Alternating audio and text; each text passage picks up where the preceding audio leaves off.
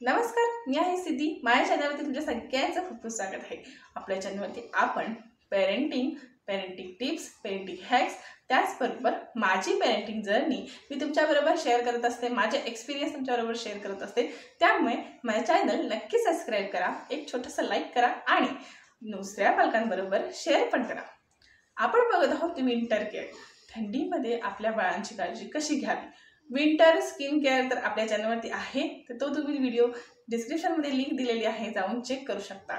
त्याचबरोबर थंडीमध्ये आपल्या बाळांना कसे कपडे घालायचे, त्यांना लेअरमध्ये कपडे घालायचे का मग एकदम पॅक करून ठेवायचं, स्वेटर बिटर घालायचं.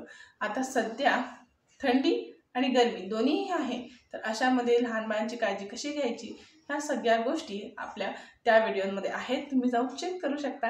आज आपण बघणार आहोत थंडीमध्ये ऋतू बदलला, वातावरण बदललं की लहान बाळांना कफ, सुका खोकला आणि सर्दी होते, तर काय करायचं बरं, कशी त्यांची काळजी घ्यायची बरं. न्यूबॉर्न बेबीपासून ते 2 वर्षाच्या बाळापर्यंतचा सगळा एक्सपिरियन्स मी तुमच्याबरोबर शेअर करणार आहेत आणि तुम्हाला 10 टिप्स देणार आहेत. त्यामुळे व्हिडिओ शेवटपर्यंत नक्की बघा. सगळ्यात पहिलं, जर तुमचं बाळ न्यूबॉर्न आहे आणि 6 महिन्याच्या आतलं आहे आणि ब्रेस्ट फिडिंगवरती आहे, तर तुम्ही तुमच्या बाळाला सतत दूध पाजत राहा. त्याने की लहान बाळाला डिहायड्रेटिंग नाही होत आणि घसा जो आहे त्याला कोरड पडत नाही. त्याचबरोबर नेझिब्रियॉनचे ड्रॉप्स भेटतात, नाकात टाकायचे, तेही तुम्ही तुमच्या बाळाच्या नाकामध्ये टाकू शकता. बाळाला थोडंसं असं क्रिसक्रॉस ठेवा आणि मग बाळाच्या नाकामध्ये ड्रॉप टाका. पहिल्या नाकामध्ये ड्रॉप टाका, त्याला दूध पाजा. दुसऱ्या नाकामध्ये ड्रॉप टाका, दूध पाजा आणि मग त्याला झोपू द्या. ज्याने काय होईल, जे नाकामध्ये म्युकस आलेलं आहे, जे बाळाला नाक शिकडता येत नाही किंवा मग खोकता येत नाही, ते बाहेर येत नाही, त्यासाठी ते जे ड्रॉप्स आहेत त्याने ते डायरेक्ट आतमध्ये जातं आणि मग शी वाटे बाळाच्या पोटात निघून जातं. लहान 6 महिन्याच्या आतल्या बाळाला आपण काहीही देत नाही, फक्त आईचं दूधच देतो. जर जास्त तब्येत बिघडली असेल तर तुम्ही डॉक्टरकडे घेऊन जाऊ शकता, त्यांनी दिलेले औषधच तुम्ही घ्या. तिसरी गोष्ट जी तुम्ही तुमच्या बाळासाठी करू शकता ती म्हणजे लहान बाळाला वाफ देणं. खूप वेळा असं होतं की लहान बाळाला जर वाफ दिली तर मग वाफेची सवय तर लागणार नाही ना लहान बाळाला, म्हणून डॉक्टरकडे जाऊन आपण वाफ देत नाही. तर काय करायचं बरं. खरं तर वाफेने खूप मदत होते.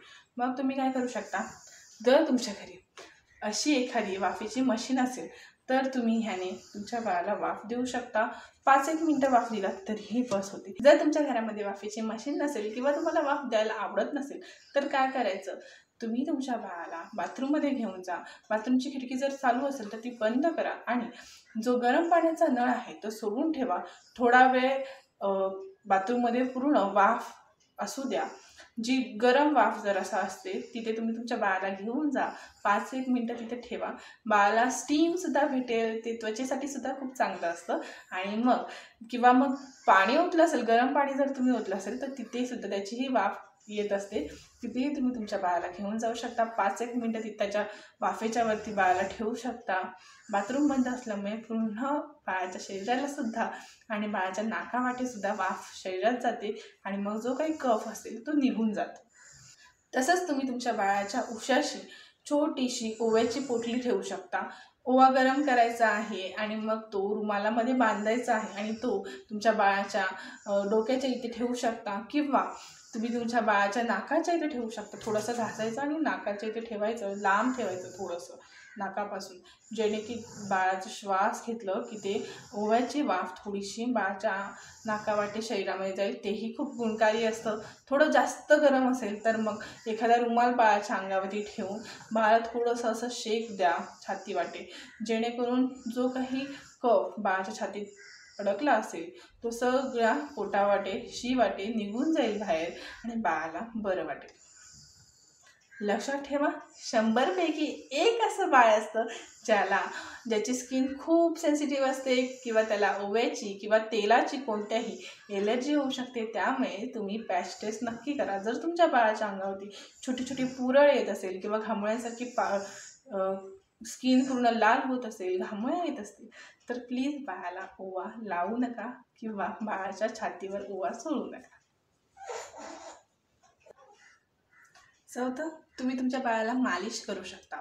राईचं तेल जरासा गरम करून मग थंड करा. कोमट झालं की मग बाळाच्या हाताला पायाला मस्त मालिश करा आणि मग त्याला कपडे घाला आणि ठेवून द्या. मालिश केल्याच्या नंतर अजिबात तो एरिया पूर्ण ओपन राहायला नाही पाहिजे. मिल्टन्स असतील तर मिल्टन्स घाला, पायात सॉक्स घाला, मस्तपैकी पॅक करून बाळाला झोपवा. त्याची जी गरमी असते ती बाळाच्या शरीरामध्ये मुरते आणि मग बाळाला सर्दी जर झाली असेल, कफ वगैरे झाला असेल तर त्याला खूप आराम भेटतो. पुन्हा एकदा सांगेन की तेलाची सुद्धा लहान बाळाला एलर्जी होते, तर तुमच्या बाळाला जर राईच्या तेलाची एलर्जी असेल कारण ते खूप गरम असतं तर तुम्ही तुमच्या बाळाला गोडं तेलाची मालिश करू शकता. गोडं तेल म्हणजे जे आपण भाजीमध्ये किंवा जेवण बनवताना वापरतो तर ते तेल. तर ते तेल तुम्हाला घ्यायचं आहे. त्यात 4 ते 5 लसूणच्या पाकळ्या टाकायच्या आहेत, गरम करायचं आहे, मस्त कडवायचं आहे आणि ते थंड झालं की त्याने सुद्धा तुम्ही तुमच्या बाळाला मालिश करू शकता. त्या तेलाने तुम्ही लहान मुलांपासून मोठ्या माणसांपर्यंत सगळ्यांना मालिश केलं तरीही थंडीमध्ये ते खूप गुणकारी असतं. 5वी गोष्ट, लहान बाळांना नाकात टाकायचे ड्रॉप्स भेटतात. जर तुमच्याकडे ते असतील तर तुम्ही तुमच्या बाळाच्या नाकामध्ये ड्रॉप टाका. लहान बाळ असेल तर तुम्ही लहान बाळ असेल तर बाळाच्या नाकामध्ये तुम्ही ड्रॉप टाकून लगेच त्याला ब्रेस्ट फिडिंग करू शकता. मोठं बाळ असेल तर त्याच्या झोपताना त्याला अप्स अँड डाऊन्स असं ठेवा, इथे डोकं आणि असं थोडं घसरकुंडी टाईप बाळ झोपलं असेल तर मग बाळाला तुम्ही नाकात ड्रॉप टाका. जे काही साचलं असेल नाकात ते गळ्यावाटे खाली जाईल किंवा थुकता येईल बाळाला. सगळ्यात महत्त्वाची गोष्ट म्हणजे आता सध्या ऋतू बदलला आहे, गरमी होत आहे, त्यामुळे आपण विचार करतो आता गरमी आली आहे, आता काय काळजी घ्यायची बाळाची. तर असं नाही आहे. सकाळच्या वेळी जर थंडी असेल तर कृपया करून तुमचं बाळ लहान असो किंवा 1 वर्षाच्या वरचं असो तरीही लहान बाळाला आंघोळ घालू नका. तर का? कारण की खूप वेळा असं होतं की बाळाला सर्दी झाली आहे, खोकला झाला आहे, सुका खोकला, आणि आपल्याला कळतच नाही की लहान बाळाला सुका खोकला का झाला आहे. आपण डॉक्टरकडे जाऊन आणतोय तरीही बाळाची सर्दी किंवा खोकला कमी होत नाही आहे. तर तुम्ही हे करून बघू शकता की जर बाळाला सकाळ सकाळी तुम्ही आंघोळ घालत असाल तर अजिबात सकाळी आंघोळ घालू नका. थोडंसं ऊन आलं 12-1 वाजता तुम्ही तुमच्या बाळाला आंघोळ घाला, किंवा बाळाला रोज डोक्यावरून आंघोळ घालण्यापेक्षा डोकं न धुता पूर्ण आंघोळ तुम्ही घालू शकता बाळाला. खूप वेळा असं होतं की लहान बाळाला ज्या वेळेला आपण डोक्यावरून आंघोळ घालतो विचार करतो एवढीशी तर केस आहेत, कुठं केसामध्ये पाणी राहणार आहे. पण लहान बाळाला डोक्यावरून आंघोळ घातल्याच्या नंतर बाळाला सर्दी किंवा खोकला होतो. त्यामुळे कृपया करून सर्दी आणि खोकला झाला असेल तरीही किंवा थंडीच्या दिवसात बाळाला सकाळ सकाळी आंघोळ घालू नका.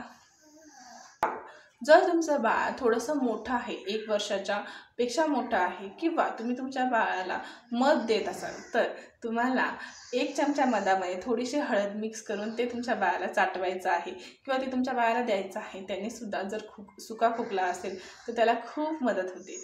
त्याचबरोबर तुम्हाला मधामध्ये थोडीशी काळी मिरीची बुकी टाकत 1 चमच मधामध्ये थोडीशी काळी मिरीची पावडर टाकून ते सुद्धा तुमच्या बाळाला चाटवायचं आहे. त्याने सुद्धा कफाला खूप मदत होते. उलट 7वं, तुम्ही तुमच्या बाळाला हळदीचं दूध देऊ शकता. हळदीचं दूधसुद्धा खूप गुणकारी आहे.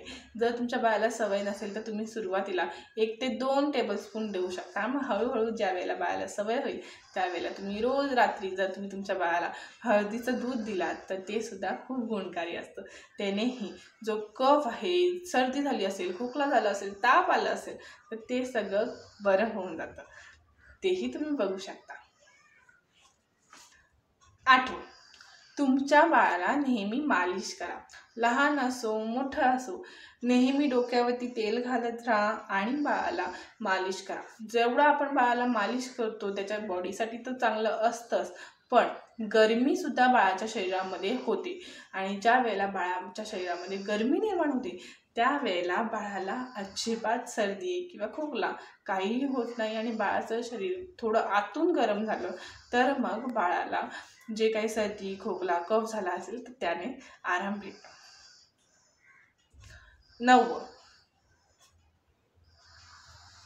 9वं, लहान बाळाला जर तुम्ही सॉलिड इंट्रोड्यूस केलं असेल तर कृपया करून त्याच्या जेवणामध्ये काळी मिरी ॲड करायला सुरुवात करा.